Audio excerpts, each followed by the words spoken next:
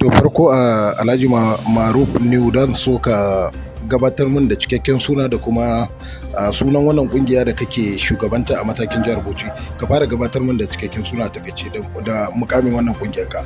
To da farko suna na Ma'aruf Nuhu ne ciyaman na yan acaba zalla na ƙasa reshen jihar Bauchi, Motorcycle Operator Union of Nigeria, MON.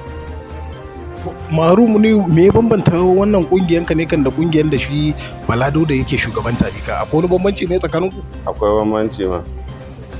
Shi yayi na gamayya ne. Mu kuma muna shugabanci kungiya ne wannan namu na yan acaba ta ƙasa reshen jihar Bauchi. Akwai bambanci sosai ba dai wani ba kaman kai kana da yan acaban ne da kuma masu keke nafe banda su kake shugabanta, zallan yan acaba kenan kake shugabanta ko har da masu keke nafe? Zallan yan acaba nake shugabanta a jihar Bauchi. a jihar Bauchi. To kamun bayani mana, kaman kwanakin bayan mun samu bayanan fa yan acaban nan sun kai farmaki ofishin hukumar Barota da ke hanyar Gombe, inda suka yi yunkurin ragargaza ofis nan, sannan ofis ɗin kama da ke kwanan mu da lawa an ce sun yi kokarin tarwatsa wannan ofis ɗin. Kamar na ƙarin bayani kan me ya faru yan acaba suka kai wannan mummunan farmaki ne ka? To ni ma ba na gari abin ya faru, amma dai a labaran da na samu da kuma bayanan da na samu cikakku bayan na dawo, abin da ya faru masu sai da risin ne na bangaren wancan dai kungiyan, ba ma na kungiya na ba. Bangaren Bala Dauda. Ba ma ai kungiyan ba Bala Dauda kare bane shugaba, shi ciyaman ne na gamayya. Akwai kungiyoyi daban-daban da yawa cikin garin Bauchi, ba kungiya dai bane, ba biyu bane, ba uku bane. So security wancan da kungiyar suna sai da stika, don rana asabar abin ya faru suna sai da stika ne na union, shi kuma wani na taba da ya zo ce ba zai saya ba, wanda har ya kai su daga harzigitsi, wanda ya kai su da kokowa tsakanin su, suka yi two partin. Shi wannan dan union din ya sa ya dauki dan acaban ya buga da kasa, wanda har ya dan samu matsala, wanda yan acaba suka tashi daga gurin suka ce ai ya mutu ya mutu ya mutu, suka yi ta zanga-zanga a gari, alhali kuma ƙarya ne, bai mutu ba, wanda an kai shi asibiti kuma a halin yanzu ma har an sallame shi yana gaban iyayensa. Abin da ya haifar da wannan yunkurin tarzoman kenan? Abin da ya haifar da wannan tarzoma kenan, sanadiyan shi dan acaba an sai stika ya ki saya, har ya kai su suka yi fada tsakaninsa da shi da dan union din two fighting kenan, suka kama kokowa har shi dan union dauki dan acaban ya buga da kasa, bayan ya buga shi da kasa shikenan ya acaba sai suka tashi, kuma sai ya baje, sai aka ce ai ya mutu ya mutu. Shikenan su kuma da gurin suka tashi cewa yan kashe dan acaba, suka kama zanga-zanga a gari, wanda ya kai ga suka kona ofis, suka fasa ofisoshi na Barota da na Biyayo, da shi ofishin Bala Dauda ma sun fasa.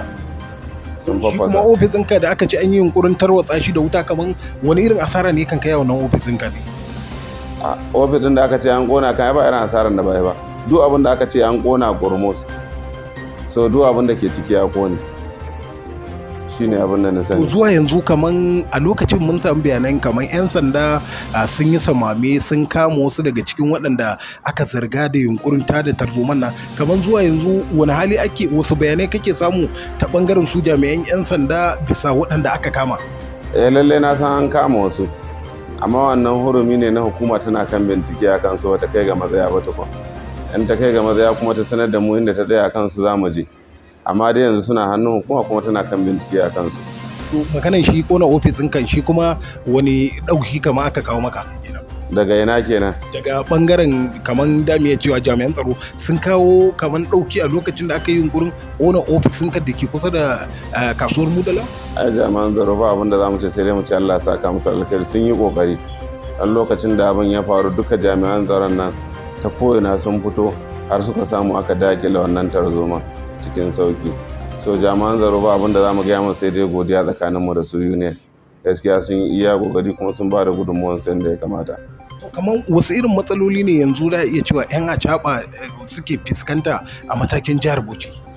Matsala kamar wane iri? Matsaloli tunda ai waɗanda suka yi yunkurin tada tarzoman nan sun yi ne sakamakon maganan rasid da ake karɓan kuɗaɗe a wajen su, watakila wannan ne har zuka su ya sa ransu ya ɓaci har suka yi yunkurin ɗaukan doka a hannunsu. Watakila ai akwai matsaloli da su yan acaba suke fuskanta, wanda watakila ku shugabanni ba ku musu abin da ya kamata ba bisa zargin da ake muku ko?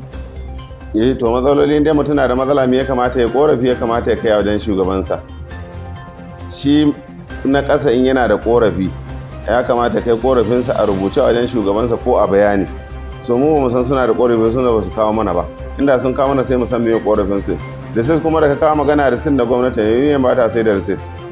Union ba ta da receipt nata na kashin kanta yanzu wanda ke sayarwa a jihar Bauchi. Receipt din da ake sayarwa daily ticket na gwamnati ne, na rabano ne. Ko yanzu in ka fita in ka samu a sayarwa ka karba ka karanta, za ka gani Bauchi State na rabano ne, na gwamnati ne. Gwamnatin jihar ke, gwamnatin jihar. Yawwa. So saboda haka ko yanzu in ka je ka dauki daily receipt din ka gani, daily ticket din ka za ka ga na gwamnati ne. Union ba ta da wani receipt personal nata take sayarwa dan haca ba. Da yake shi Bala Dauda da mu iya cewa tunda yana shugabancin bangaren gwamnati, da mu iya cewa kai Maruf Nuhu, kai yanzu a wani bangare kake kenan a matakin kamar shugabanci? A matakin shugabanci kuma ai ita union tana ƙarƙashin gwamnati ne. Saboda haka ita union da ganta duk inda shugabanci yake, inda kana so ka yi shugabanci mai ɗorewa, ai dole sai ka bi gwamnati. Gwamnati ai ikon Allah ne. Yanzu ma'ana kai ma kana bin gwamnatin jihar Bauchi kenan? A muna tare da gwamnati ma. Ai mu union ne. Kuma union din nan mai ƙarfi na ƙasa. Na ƙasa ne, kuma ni reshen jihar Bauchi ne, ni ne shugaba na jihar Bauchi gaba daya. So yanda ce na bujirewa gwamnati gaba daya, to membobi na nake shugabanta ni za su amfana, ai ba zai yiwu ba a matsayina na shugaba. Babu wani takun saka tsakaninku da Bala Dauda, komai yana tafiya lafiya lafiya? Ba wani matsala ne tsakanina da kowa, komai tsakanina da kowa noman lafiya kawai.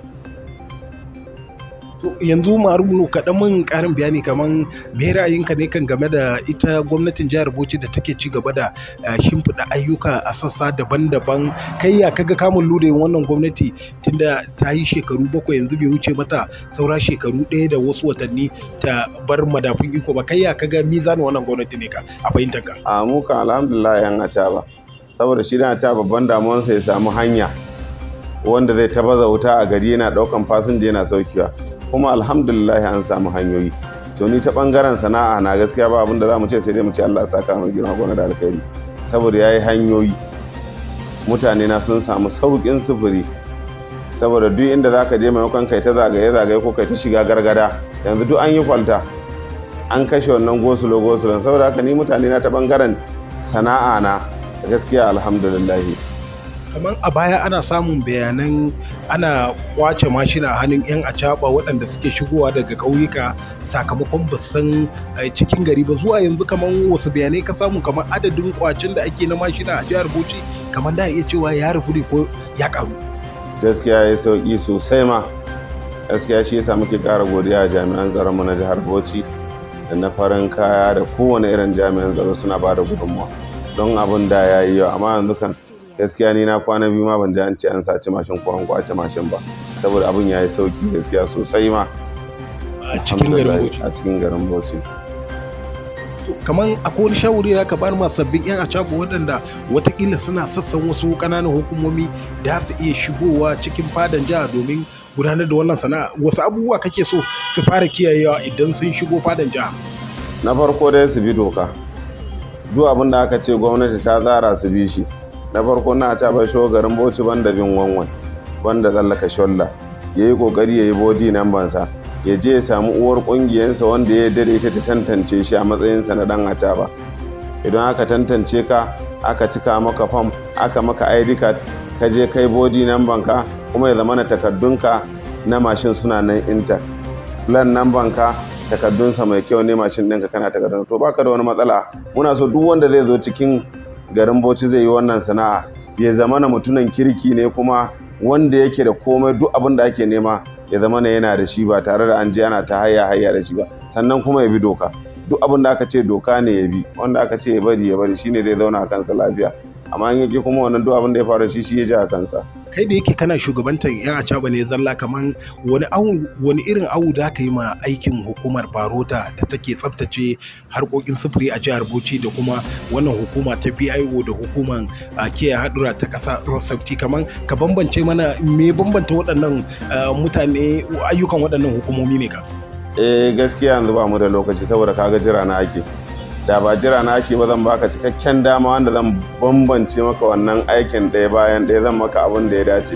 So amma yanzu yana cikin wani uzuri kuma kaga zan fita, so ba da lokacin da zan baka wanda zan tantance maka tsakanin aikin barota da aikin BIO da aikin rosamti. To amma ka gamsu da yadda ita jami'an hukumar barota suke gudanar da ayyukansu a jihar Bauchi duk da korafe-korafen da ake akan yadda suke gudanar da ayyukansu? A duk aikin da ka sani a duniya babu aikin da babu kuskure kuma babu daidai, saboda haka aikinsu suna kan daidai kuma akwai inda suke kurakura. So babu wani dan adam da zai maka aiki ya zama 100%, dole sai kaga kuskurensa, kuma ba maki lokacin da kai za ka kuskurensa shi kuma in ka zo ka zauna da shi za ka ga daidai yayi.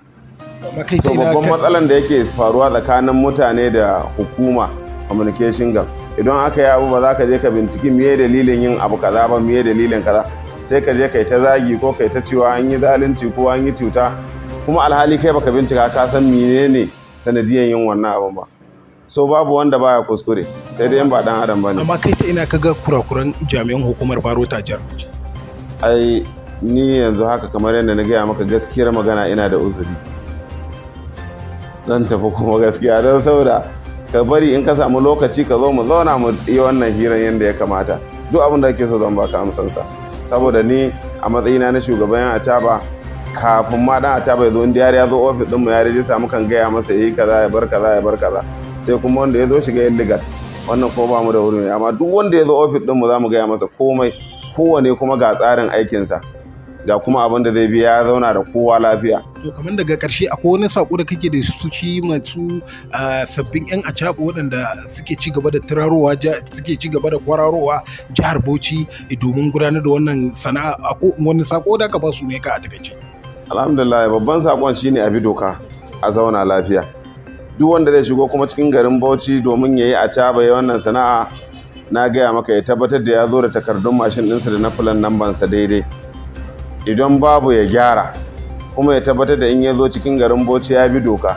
Duk abin da aka ce na doka ne ya bi, banda bin wanwai, banda tsallaka sholla, banda abubuwa da yawa. Akwai abubuwan da namu ne na union, sai mutum ya zo ofis sannan mu gaya masa ka yi kaza ka bar kaza, wannan ya shafi ofis ne. Saboda haka muna ji hankalin na cewa duk wanda ya shigo cikin garin Bauchi ya je ya samu shugabanninsa a ofis ɗinsu na union domin su fayyace masa komai, abubuwan da yake doka da ya kamata ya bi, wanda zai zauna lafiya kuma ya rabu da kowa lafiya kuma ya nemi abincinsa yadda ya kamata. Alhaji Ma'aruf muna godiya da ka bamu daman na muka tattauna da kai, sai a shiri na gaba da mu sake tuntuɓar ka kan wasu batutuwa na daban. Mun gode maka kwarai da gaske.